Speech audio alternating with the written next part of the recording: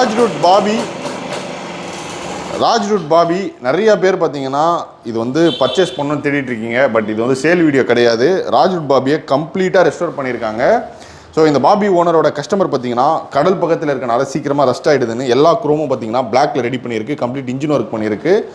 கம்ப்ளீட்டாக ஒரு ரெஸ்டோர் பண்ணி கொடுத்துருக்கு. கஸ்டமர் வந்து க்ரீனில் கேட்டிருந்தாரு, அவருக்கு ஏற்ற மாதிரி ஃபுல்லாக ரெடி பண்ணி கொடுத்துருக்கு. குரோமில் வரது எல்லாமே பார்த்தீங்கன்னா உங்களுக்கு பிளாக் பண்ணியிருக்கு. காரணம் கஸ்டமர் வந்து கடல் சைடு இருக்கனால அவர் மெயின்டெனன்ஸு சீக்கிரமாக ரஸ்ட் ஆகிடுதுன்றத மெயின்டெனன்ஸ் கம்மி பண்ணுன்றதுக்காக எல்லாமே பிளாக்ல பண்ணி கொடுத்துருக்காங்க. நீங்கள் ராஜ் ரூட்டில் எந்த பைக் வச்சுருந்தாலும் சரி கம்ப்ளீட்டாக ரெஸ்டோர் பண்ணி எடுத்துகிட்டு போனோம் அப்படின்னா சென்னை துறைப்பாக்கத்தில் இருக்கக்கூடிய மெக்கானிக் ஷாப் வந்து காண்டாக்ட் பண்ணலாம். ஸோ ராஜ் ரூட் பைக்ஸ்லாம் வச்சுருக்கீங்க, நீங்கள் சர்வீஸ் பண்ணணும், ஸ்பேர்ஸு ரெஸ்டோர் பண்ணணும் தேடிட்டு இருக்கீங்க, இல்லை சேல்ஸ்க்கு தேடிட்டு இருந்தாலுமே காண்டாக்ட் பண்ணலாம். பாபி இந்த வண்டி சேல் கிடையாது, இதுக்காக கால் பண்ணாதீங்க. இது கஸ்டமர் வெஹிக்கிள், கஸ்டமருக்கு ஏற்ற மாதிரி ஃபுல்லாக ரெடி பண்ணி கொடுத்துருக்காங்க. ஸோ ராஜ் ரூட் பாபி இந்த பைக்கோட ப்ரைஸ் பார்த்தீங்கன்னா அதோட டிமாண்ட் வந்து இன்க்ரீஸ் ஆகிட்டே இருக்குது. இதை பற்றி நீங்கள் என்ன நினைக்கிறீங்கன்றதை கமெண்ட்டை சொல்லுங்கள். இதே மாதிரி இன்ஃபர்மேட்டிவான இன்னும் எல்லாம் மீட் பண்ணுறேன்.